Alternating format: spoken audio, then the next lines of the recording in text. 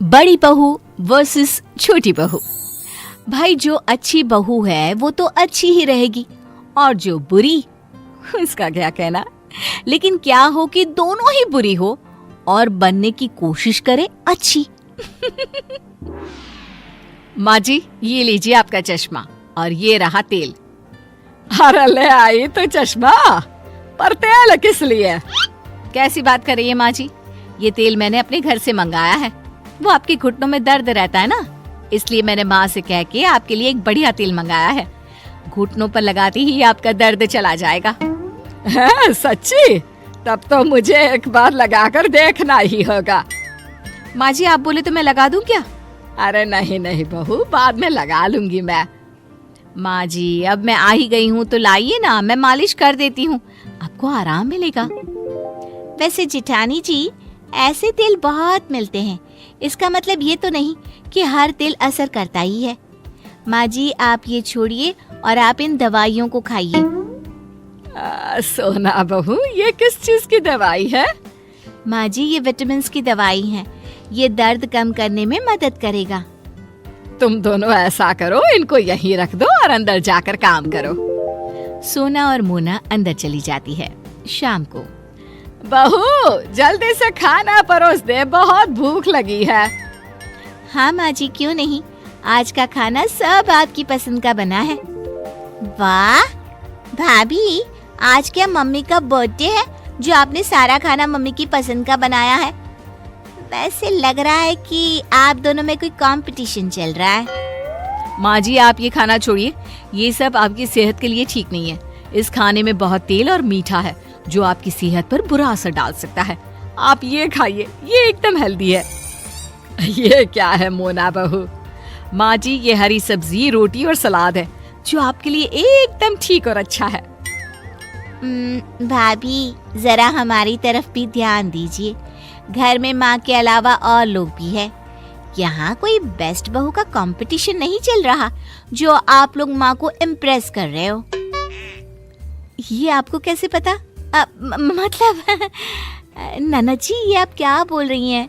हम ये सब माँ जी को इम्प्रेस करने के लिए थोड़ी ना कर रहे हैं और ना ही उनकी नजरों में उठने के लिए। हम तो ये सिर्फ हमारी प्यारी सी सासू माँ के लिए कर रहे हैं, उनके अच्छे के लिए कर रहे हैं। बढ़िया आई, इनका तो पता नहीं, लेकिन मैं बस यही चाहती हूँ कि माँ जी जैसी भी रहे खुश और तंदुरुस्त रहे। आप दोनों को देखकर तो ऐसा लगता नहीं। ये सब छोड़िए, मेरे लिए भी खाना परोस दीजिए। हाँ हाँ, नहीं तो खाना ठंडा हो जाएगा। कुछ दिनों बाद सीढ़ियों से गिरने की वजह से सास के पैर में मोच आ जाती है। कैसी है माँ जी? क्या कहा डॉक्टर ने? माँ जी को ज्यादा चोट तो नहीं आई ना? तुम कुछ बोल क्यों नहीं रही हो? हमें माँ जी की चिंता हो रही है।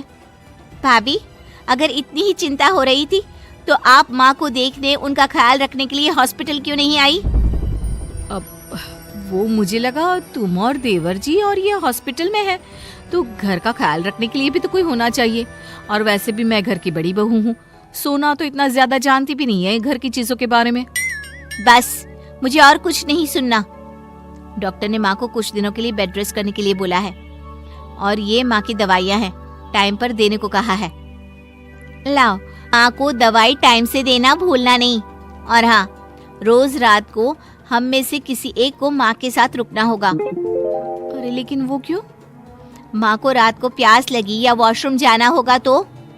हाँ ये तुम सही बोल रही हो, लेकिन मुझे तो माफ कर दो, मैं नहीं रुक पाऊंगी। तुम तो जानती ही हो मुझे अपने बेड के सिवा कहीं और नींद ही नहीं आती।